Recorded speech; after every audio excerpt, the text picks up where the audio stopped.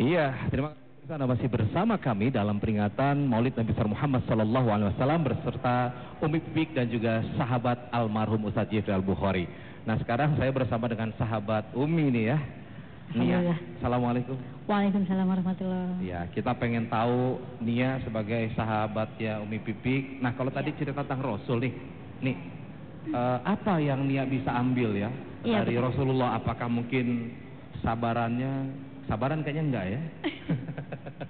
Begitu ya? Iya. Kelihatannya apa yang bisa dicontoh dari Rasulullah? Iya, alhamdulillah kalau bicara tentang bagaimana perilaku akhlak Rasulullah, saya mungkin kalau mau sharing dan bercerita mungkin lebih kepada bagaimana implementasi terhadap 4 anak ya. Anak saya alhamdulillah ada 4, jadi selalu kita dawamkan bahwa dalam sholat Rasulullah dari kecil sudah terbiasa untuk sholat 5 waktu. Nah, itu saya tanamkan kepada anak-anak. Bahkan alhamdulillah anak saya yang nomor 3 itu salah satunya yang paling panik kalau sampai sholatnya tertinggal. Itu udah rasanya udah mungkin 10 menit lagi udah mau maghrib, tapi dia belum sholat asar tuh udah nangis kejer itu, Mas. Alhamdulillah, jadi artinya saya bisa ikut menanamkan sholat sejak dini terhadap bahagia anak. Sekali ya. Subhanallah. Nah, kalau gitu boleh dong sedikit barangkali bisa menyenandungkan sholawat dari Rasulullah. Kita mau dengar semuanya. Insyaallah, ya. Ya Nabi salam alaika, ya Rasul salam alaika, ya Habib salam alaika, salawatullah alaika. Amin, amin ya rabbal alamin. Subhanallah. Terima kasih Nia. Sama-sama. Nah pemirsa, selanjutnya bersama-sama kita akan dengarkan tausiah dari sahabat almarhum Ustadz Ahmad Bagir Rozali. Bismillahirrahmanirrahim. Assalamualaikum warahmatullahi wabarakatuh. Subhanal Malikil Quddus, Subhanal Malikil Quddus, Subhanal Malikil Quddus. Subhana dzil mulki wal malakut, Subhana dzil izzati wal 'azamati wal haibati wal qudrati was sultan, wal kamal wal jamal wal jalal wal kibriyai wal jabarut, wa la yamutu wa la yafutu abada. Subuhun quddusur rabbuna wa rabbul malaikati war ruh. Semuanya subhanallah walhamdulillah wa la ilaha illallah wa la ilaha illallah wa la ilaha illallah wallahu akbar. Allahumma salli wa sallim wa barik wa karrim wa 'azzim ala hadha an-nabiyil karim sayyidina wa habibina wa syafi'ina wa qurrati a'yunina wa maulana Muhammad.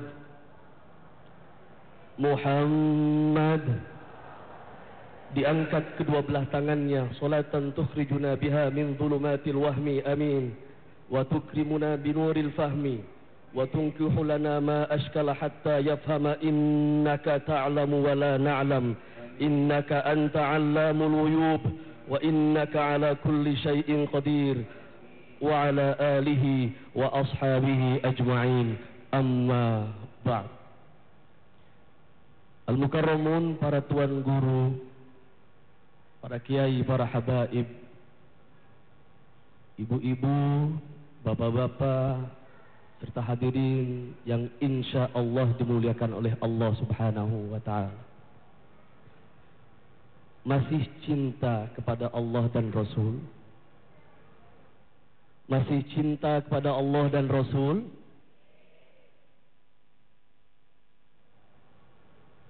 Bismillahirrahmanirrahim. Innamal mu'minuna alladzina idza dzukirallahu wajilat qulubuhum wa idza tuliyat عليهم آياته زادتهم إيمانا وعلى ربهم يتوكلون.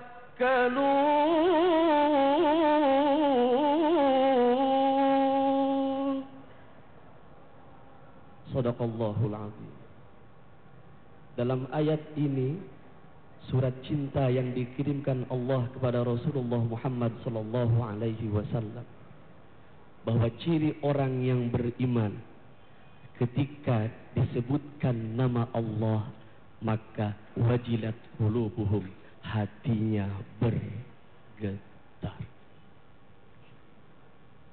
Allah la ilaha illallah, Allah la ilaha,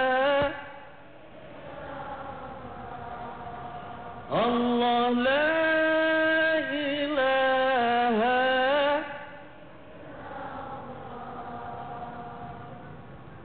bergetar tidak hatinya ketika disebutkan nama Allah.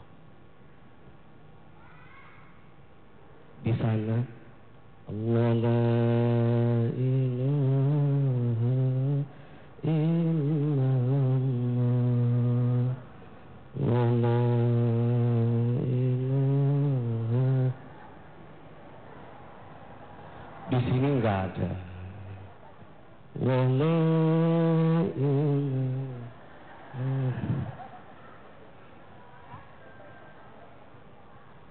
Yang bergetar hatinya atau handphonenya.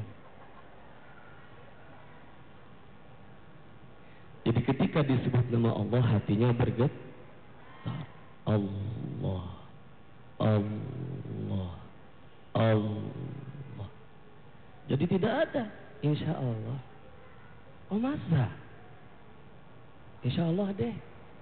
Disebut nama Allah tetapi hatinya tidak bergetar. Sedangkan ciri orang yang beriman dalam ayat tadi, ketika disebut nama Allah maka hatinya bergetar. Wa idza tuliyat alaihim ayatu zadatum imana. Dan ketika ayat-ayat Al-Quran itu dibaca maka bertambah keimanannya. Ibu-ibu kalau selesai baca Al-Quran imannya bertambah enggak? Ada yang curhat kepada saya, Ustaz, saya sudah baca Yasin, oh setelah baca Yasin tetap aja galau ya. Saya tanya, ibu baca Yasin tahu artinya apa? Enggak tahu. Oh pantas. Kapan-kapan kalau baca Al-Quran dampingi dengan artinya. Bismillahirrahmanirrahim. Wa man nu'ammiruhu nunakkishu fil khalqi afala ya'qilun. Ya? Kalau sudah dibaca Al-Quran kemudian tahu artinya, maka pasti akan bertambah keimanannya. Ada satu contoh Rasulullah Muhammad SAW ketika lisannya terjaga untuk tidak menyakiti hati siapapun. Dalam surah Al-Kafirun, qul ya ayyuhal kafirun la a'budu ma ta'budun wa la antum 'abiduna ma a'bud wa la ana 'abidum ma 'abadtum wa la antum 'abiduna ma a'bud lakum dinukum waliyadin. Itulah lisan Rasulullah sallallahu alaihi wasallam yang dipandu oleh Allah dan merupakan wahyu ketika dia tidak menyakiti, jangankan orang muslim, orang kafir pun beliau tidak rela untuk menyakiti. Beliau malah mengatakan lakum dinukum waliyadin, bagimu agamamu dan bagiku adalah agamaku. Itu hanya satu dari contoh bagaimana Rasulullah sallallahu alaihi wasallam menjaga lisannya. Tentunya masih banyak. Sahabat saya Ustadz Ujair akan menyampaikan contoh-contoh lain dari perilaku Rasulullah SAW yang bisa kita tauladani. Silakan Ustadz. Assalamualaikum warahmatullahi wabarakatuh. Emak-emak kalau diajak salam begitu emang. Kalau nadanya Assalamualaikum warahmatullahi, dia ngikutin. Bukan suruh ngikutin, disuruh jawab. Assalamualaikum warahmatullahi wabarakatuh.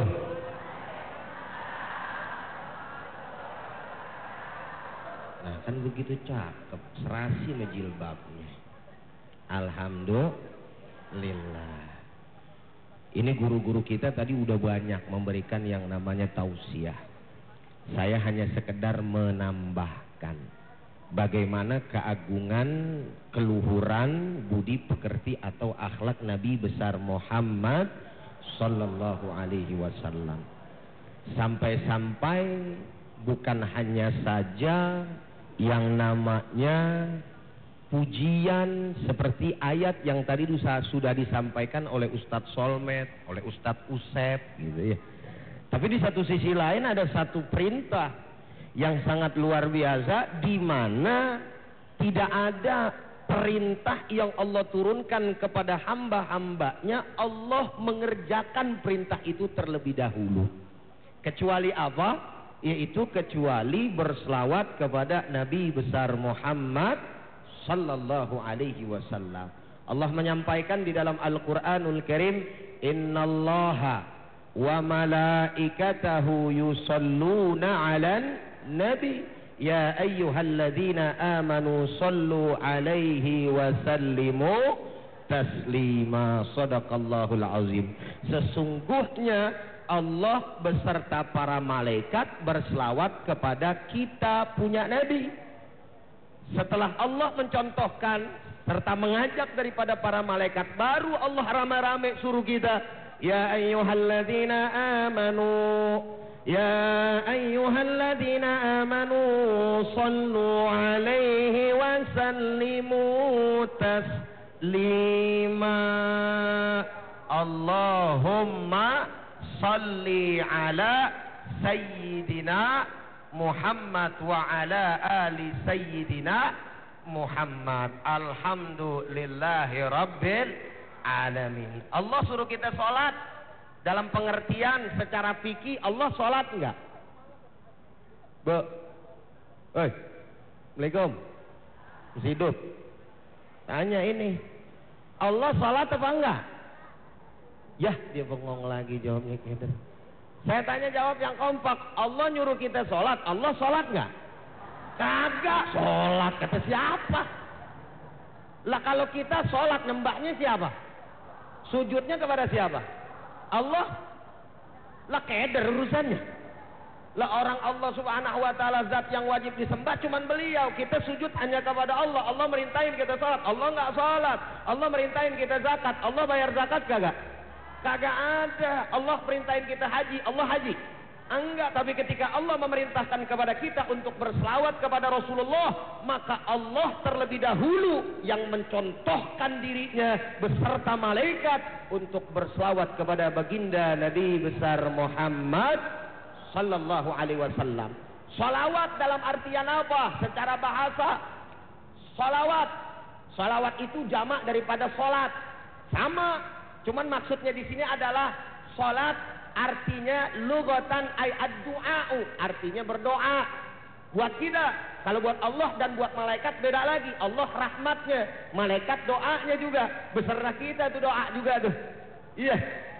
Itu sholawat. Allahumma sholli ala sayyidina Muhammad. Sedangkan sholat secara ilmu fikih yang sedang sama kita lakukan tadi itu asar gitu ya. Terus kemudian sholat maghrib dan seterusnya itu adalah sholat yang maknanya adalah aqwalun wa af'alun muftatahatun bitakbiri wa muhtatamatun bitaslim. Itu yang namanya sholat. Gerakannya ada, omongannya ada secara ilmu fikih. Saya mau tanya nih, jawab yang kompak. Jadi yang namanya sholat maghrib, asar, subuh, zohor, terus apa lagi tuh? Isya, itu wajib apa enggak? Wajib apa enggak? Kurang kompak, wajib apa enggak? Saya tanya, baca Quran sama sholat wajiban mana? Hah? Keder nih. Ayo, sholat sama baca Quran wajiban mana? Sholat. Betul apa betul? Karena sholat Allah perintahkan. Di dalam Al-Quranul Karim ada jelas, baca Quran juga diperintahkan, dianjurkan. Tapi berbicara tentang manakah yang lebih wajib, maka ulama sepakat yang namanya sholat lebih wajib daripada yang namanya baca Quran. Kaget apa kaget loh? Alhamdulillah. Biar sama kita tahu, insya Allah. Ini dari saya. Mudah-mudahan dari teman-teman ada lagi. Assalamualaikum warahmatullahi wabarakatuh. Sebentar, ini kayaknya kayak petasan, langsung jedor. Subhanallah, yang ngantuk jadi melek. Ya kan? Cara akhlak udah banyak. Gini, gitu. tadi kan antum mengatakan bahwa Allah saja bersolawat. Betul. Nah, salawat itu bentuknya gimana sih? Boleh nggak salawat dalam bahasa Indonesia? Salawat dalam bahasa Indonesia. Ya. Kalau sepengetahuan dan sepanjang saya yang fakir ilmu ini, salawat itu setahu saya dengan bahasa Arab. Kan salawat artinya apa? Memuji. Bukan dong, doa. Oh, doa. Tuh, Berupa kan isinya berupa? Berupa apaan? Bukan memuji Doa. kepada Rasul. Iya, tapi isinya apa? Doa. Doa. Lu nggak ngaji sih? Bentar dulu. Iya. Sekarang doa boleh dalam doa boleh bahasa Indonesia nggak? Lah doa boleh. Lah kalau sama salawat nggak boleh. Lah persoalannya yang namanya sholat nih, kita nih boleh nggak pakai bahasa selain Indonesia? Karena sholat kan udah ada aturannya. Lah sama, onu gak ada aturannya. Lah iya beda. Iya, lu mau berantem sama gua? Kalau ini misalkan rindu kami padamu ya Rasul, itu bukan. Kalau dalam persoalan anjuran, yang namanya lebih utama afdol kalau sholawat bahasa Arab. Tapi kalau misalkan kita mau nyanyiin kayak macam guru saya, abang saya almarhum tuh, kan di awal itu udah dia sama bahasa Arab tuh nyanyiannya. Ente hafal kagak? Kan mikir kan lo? Ya kan? Berselawat gitu kan. Muhammad itulah namanya. Bahasa Indonesia itu. Awalnya? Kenapa? Pakai bahasa Arab gak dia? Pakai bahasa Arab nggak, Mi? Ada istrinya. Pakai bahasa Arab. Nggak apa-apa. Ya udah. Nggak masalah begitu. Tapi boleh bahasa kalau sholat Indonesia. nggak boleh pakai bahasa Indonesia. Lah iyalah. Kalau sholat itu repot. Kalau pakai bahasa Indonesia ntar Allahu Akbar, orang sudah bilang begitu ya kan. Ganti pakai bahasa Indonesia. Allah nu agung. Gitu kan. Orang Betawi kagak mau kalah. Emang lu aja yang bisa. Katanya kan begitu ya. Lagu juga bisa. Allah gede banget gitu. Iya. Baik. Baik, kalau gitu nanti kita akan dengarkan lagi ya tausiah daripada Ustadz. Mungkin nanti boleh juga saling mengoreksi, boleh dong ya? Oh boleh, sangat boleh. Ada guru saya di belakang, Habib Abdurrahman Khirit, ya kan? Masya Allah. Nanti kita akan dengarkan sama dari guru-guru kita. juga nih, ada Bang Uyat. Setelah pesan-pesan yang berikut ini. Siap.